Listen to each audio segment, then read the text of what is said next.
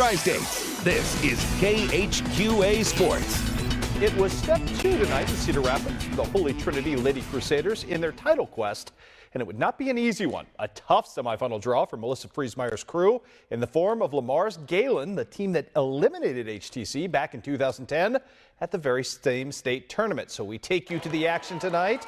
Holy Trinity, game number 1 was a bit of a dogfight in this one early on.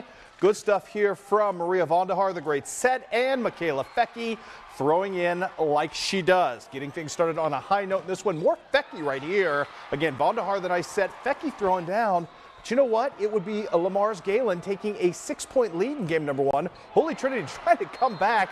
Look at Miss Fecky. She pinballs that off 3 different people, and 3 different people. You got Feckied. That's the way it went. How about some serving right here from Kristen Brink, trying to get her team back into game number 1 with great ace right here. And then Maggie Meyer, very underrated for the Crusaders, throwing one down the line there with a beautiful kill at that point. Unfortunately, game number 1 went in the way of Lamar's Galen, 26-24. Holy Trinity, though, game number 2, 3, and 4. Back to usual. And again, Michaela Fecky doing a little bit of everything. Back-to-back aces right here to kind of spur things. And then it is the more traditional Michaela Fecky. Great play on the back line right here by Lauren Pothatakis as she sets things up very nicely at the other end. And that, my friends, a beautiful spike as well for Michaela Fecky. There's a lot of Michaela Fecky highlights. We can't help it, kids. She had 35 kills tonight. I'll repeat, 35 kills. The next closest Holy Trinity Crusader, Madeline Orton, had 10, so she had a nice night as well. Holy Trinity rallies back after that initial loss and wins big going down the stretch. Final counts in this one in games 2, 3, and 4 were 25-21, 25-14, and 25-21. So the number 1 team in the state advances to the championship game tomorrow night, where they will take on the number 2 team in the state. This worked out according to script, and Janesville is legit and really, really good. They beat up on Central Lyon tonight, 25-12, 25-13, 25-14. We have the makings of an absolute classic tomorrow night in Cedar Rapids. All your highlights right here coming up on the big Sports Final show. Let's move on now. Let's talk a little college basketball. On the women's side, Culver Stockton gets a win over HLG. 63-60 was your final. Morgan Winkler with 17 points there in a losing cause. Also tonight, Western Illinois, the home opener for J.D. Gravina's crew against former Culver Stockton skipper Dan Chappell with his William Woods Owls in town tonight. Marley Hall with the back down. Kicks it out to Michelle Maher, who knocks down the 3 right there. Threes were flying for the Leathernecks tonight.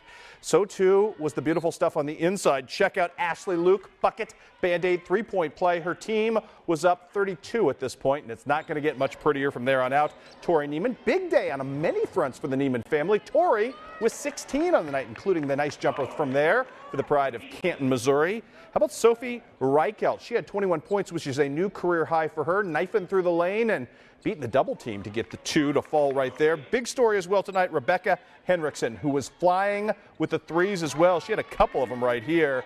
16 threes in all for the Leathernecks in this game.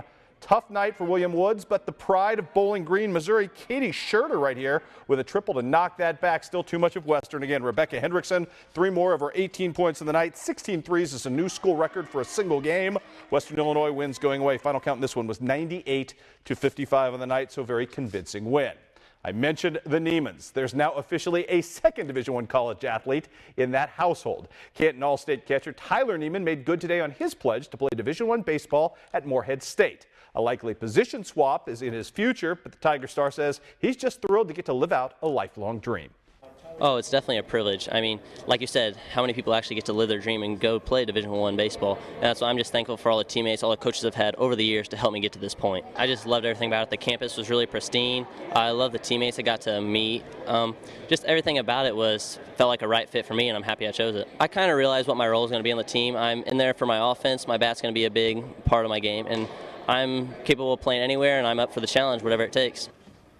Fantastic young man, superb student, and a really good 3-sport athlete. Congratulations to Tyler. Speaking of congratulations, Quincy High linebacker Malik Bonded got his 2nd Division I scholarship offer from South Dakota State on Tuesday. He has since given a verbal commitment, but there's a caveat here. It is a soft verbal commitment, as they call it in the recruiting circles on the internet, because Malik is not going to close down his recruiting process. He's still going to keep it wide open going forward. Malik has already had an offer early on from North Dakota. The offer he's now verbal to to at South Dakota State. And Malik told me tonight he's also getting an awful lot of interest from Illinois State as well. Talented linebacker, might even end up as a safety at the next level, so we'll keep you apprised of what happens. But for now, Malik is a soft verbal, if you will, to South Dakota State. And for those who may have missed it at 6, your Central preview online? Online right now for the big showdown with Jack Hockaday and Maroa Forsyth. All right, we'll be right back.